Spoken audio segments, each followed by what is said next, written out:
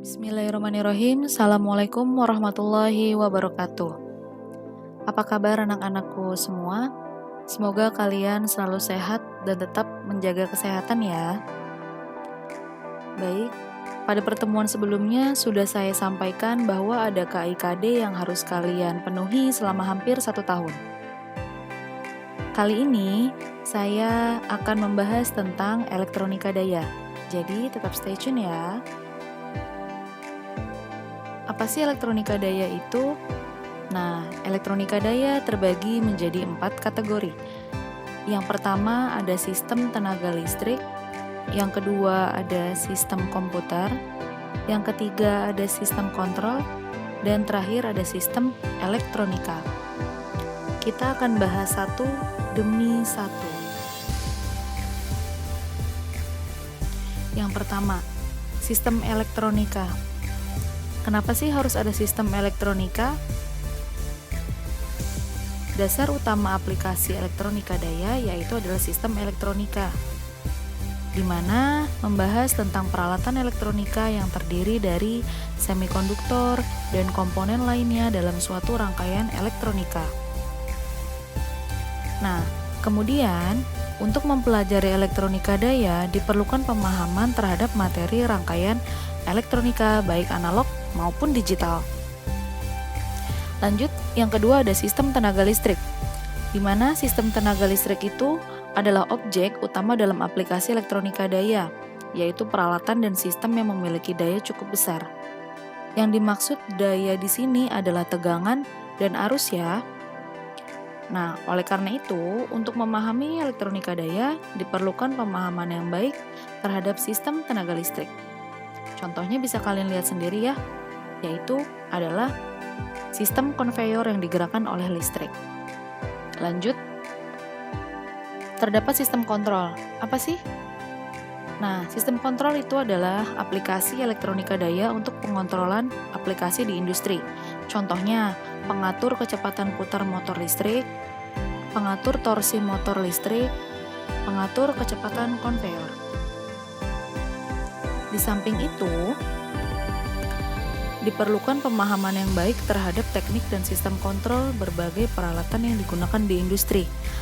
Pernah saya bahas semasa kalian di kelas 11 pelajaran SPE tentang sistem kontrol baik kontrol open loop maupun kontrol closed loop.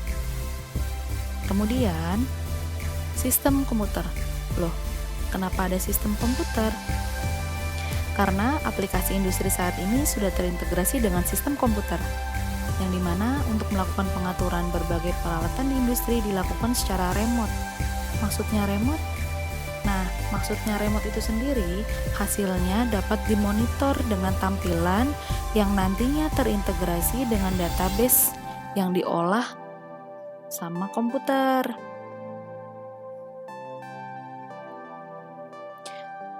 Dari tadi kita bahas 4 kategori elektronika daya ya, tapi apakah kita sudah paham elektronika daya itu apa? Jadi langsung aja kita bahas, apa sih elektronika daya itu?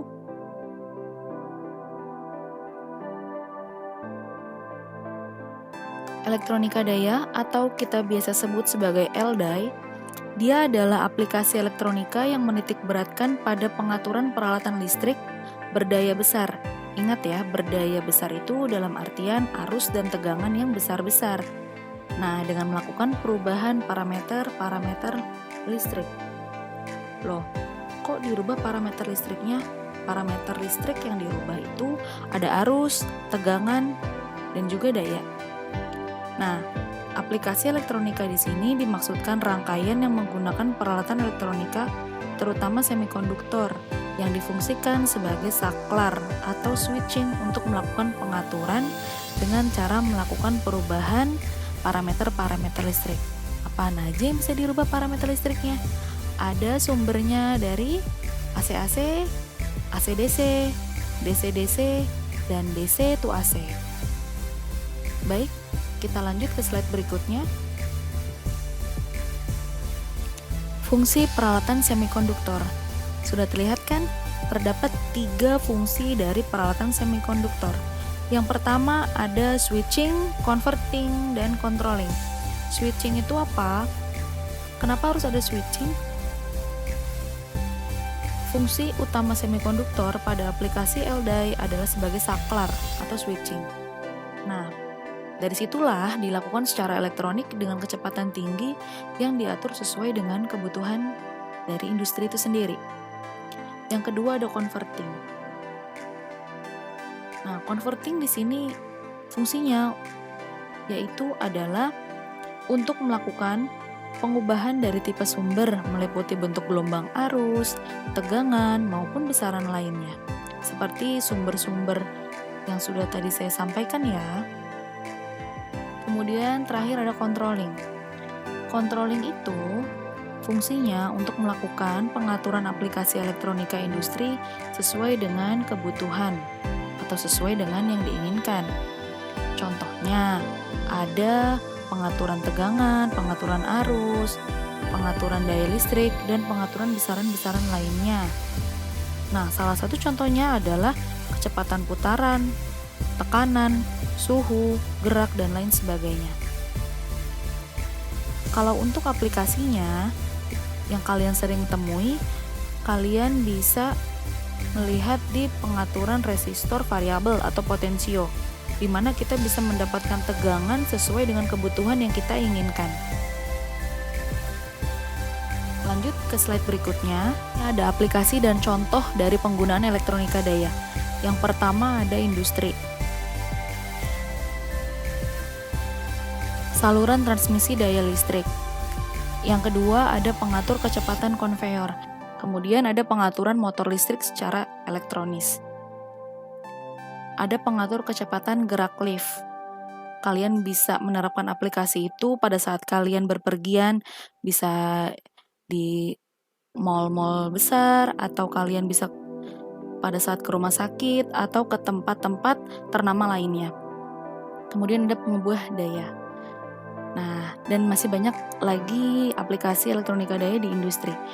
Berikutnya adalah aplikasi dan contoh penggunaan elektronika daya dalam kehidupan sehari-hari. Yang pertama ada UPS. Apa itu UPS? Unit Reliable Power Supply. Yang kedua ada inverter. Nanti kalian akan mempelajari tentang inverter. Kemudian ada catu daya. Catu daya di sini bisa catu dayanya untuk laptop, netbook, komputer, dan lain sebagainya. Kemudian ada pengatur tingkat keterangan lampu. Dan ada peredup lampu atau dimmer, dan masih banyak lainnya. Baik, pemaparan materi dari elektronika daya cukup sampai di sini.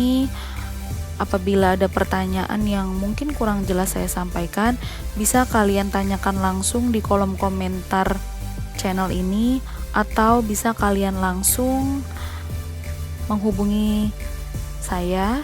Untuk tugas dari elektronika daya sudah saya sampaikan ya di job 1, yaitu tentang SCR, Silicon Control Rectifier. Dan terima kasih pula bagi anak-anakku sekalian yang sudah mengumpulkan, dan akan saya koreksi secepatnya. Baik, terima kasih sudah menonton video ini. Kurang lebihnya mohon maaf, dan semoga ilmunya menjadi ilmu yang berkah, barokah, dan bermanfaat. Wabillahi taufiq wal hidayah. Wassalamualaikum warahmatullahi wabarakatuh.